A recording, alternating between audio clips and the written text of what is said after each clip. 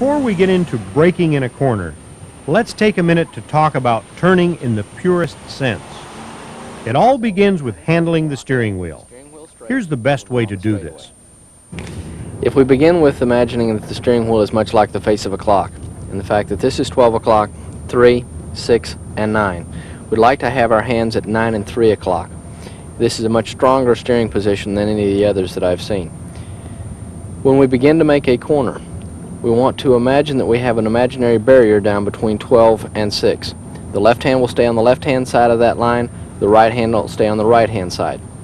For a left-hand turn, we'll begin by moving our left hand to the top of the steering wheel.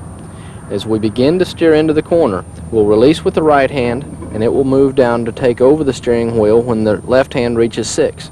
The right hand then pushes up, the left hand comes up to take over, and you steer on into the corner, trying to end with the hands at 9 and 3 in the center of the turn.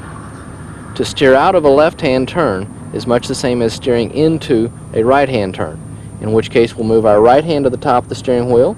As we begin to pull down with our right hand, our left hand will come down to take over, left hand pushes up, right hand comes up to take over, and we'll find ourselves with our hands back at 9 and 3 when the steering wheel is again straight.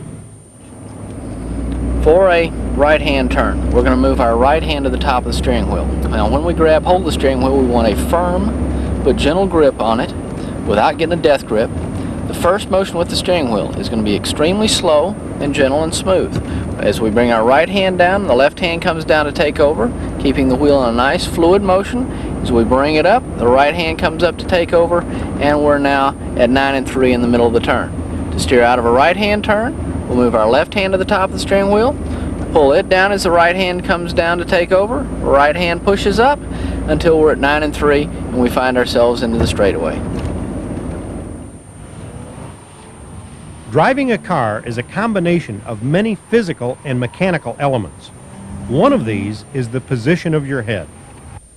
Why is it at many autocrosses we see a driver run down to the end of a straightaway, get ready to make a turn, and all of a sudden we see this?